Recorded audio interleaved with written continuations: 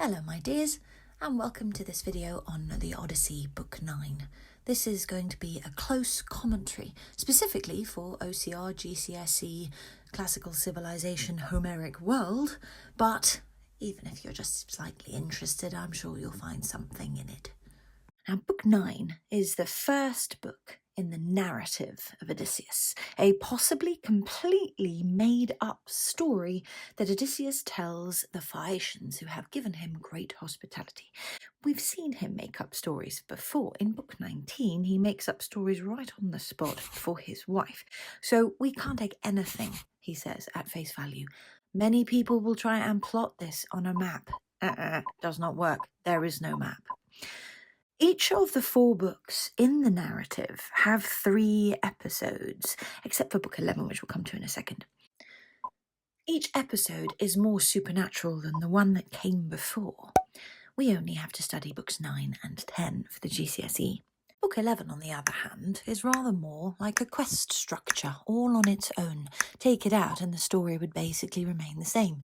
At the start of Book 9, Odysseus has been crying. He's been listening to Demodocus, the bard's telling of the horse of Troy. He must finally now reveal his identity, which he hasn't been able to do so far because of the laws of Xenia, hospitality.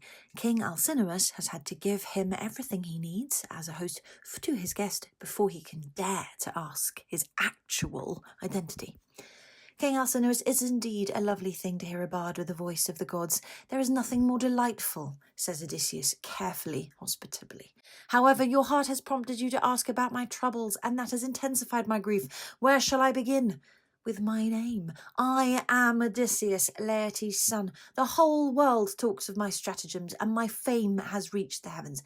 This is not hubris. This is all true. He's just been listening to a bard on the other side of the world, effectively, tell the story of how he came up with the Trojan horse. But you can imagine the effect this would have on the Phaeacians. Ooh. My home is Ithaca. Our landmark is Mount Neriton. Other islands cluster round it, but Ithaca is furthest out to sea. It is a rough land, but nurtures fine men. I, for one, know of no sweeter sight for a man's eyes than his own country. This is basically his name and address. The divine Calypso, name drop, and witch Circe, further name drop, certainly wanted to keep me from home to be their husband, but they never won my heart, and this is why you should listen to me. He's just got his audience extremely interested in what he's about to tell next. But first, let me tell you of the disastrous voyage Zeus inflicted on me when I started back from Troy. Dun, dun, dun. He immediately makes his status as a hero that the gods and goddesses are interested in clear. He also foreshadows events to keep his audience enthralled, just as Homer is doing, by letting him tell his story now. Odysseus officially becomes the narrator. He's both a character in his own story that he's telling and external to that story. And we must not lose sight of that because Odysseus is not a reliable narrator. Odysseus is telling a story to hosts, both to entertain them and to keep them on his side. He's going to have to create pathos for himself as well as excitement. And those things don't necessarily go hand in hand with the truth. These are the themes. His men are idiots, but he is very clever. Also, bad things happen when you break Xenia, and also some gods love him. And also, which he probably doesn't mean to put across, that he's very boastful. He'll try and get kudos at any cost, and some gods hate him a lot. Episode 1. The Cicones. Now here we are in the real world. The Cicones were a tribe in Thrace. Theseus himself is meant to have been a Cicone. We came from Troy to Ismarus, the city of the Cicones. I sacked this place and killed its menfolk. He's a great leader. He looks after his men. And this might sound abrupt to our modern sensibilities, but this is warfare. The Cicones had sided with Troy during the war, and thus they are fair game. I said we must escape at speed, but my fools of men refused. There was plenty of wine, plenty of livestock. You can kind of understand why, after apparently 10 years of war, they don't really want to go straight away. Meanwhile, the Cicones went and raised a cry for aid among their inland neighbours, more in number and better at fighting.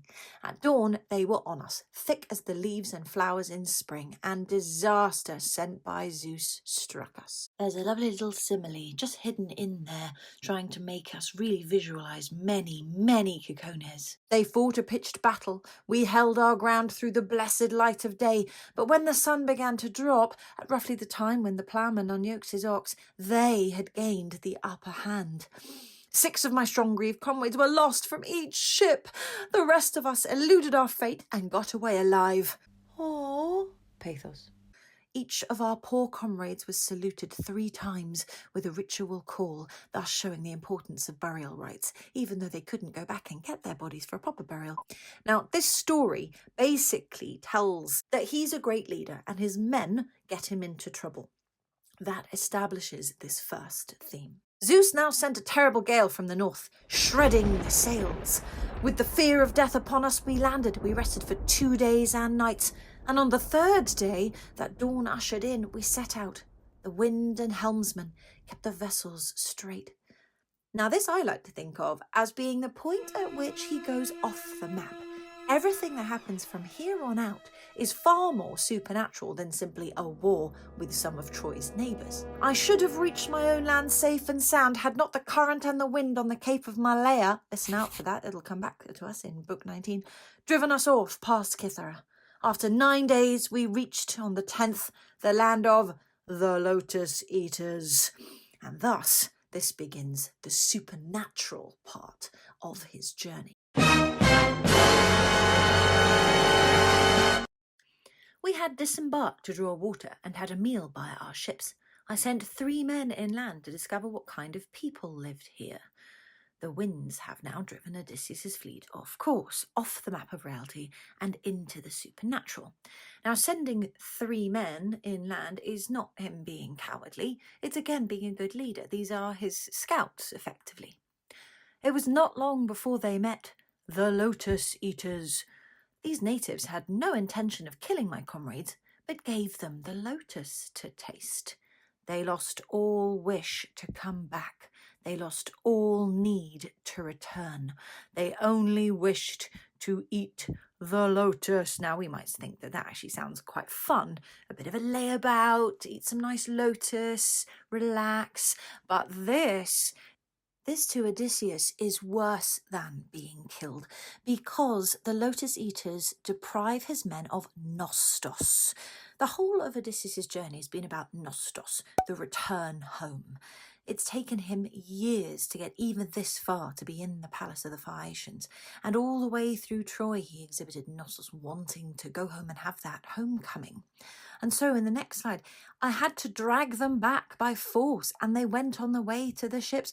He has to pull them away in order to set them back on the right track. I commanded my men to row as fast as they could in case they too ate the lotus and failed to return. Odysseus is that worried that the rest of his crew will lose their need for nostos that he gets them to motor out of there as quickly as possible. This has been a rather soft introduction to the supernatural, but the next episode is far worse. Incidentally, there are those that think the Lotus-Eaters could well have been the Egyptians. It's not inconceivable that Odysseus has been blown off course down toward Africa, and the lotus certainly had special powers and also symbolism of life and death, and possibly was even inhaled at parties. Not sure about that one, but still, there's a thought. Episode 3, The Cyclops, is so long it needs its own video, so switch over now.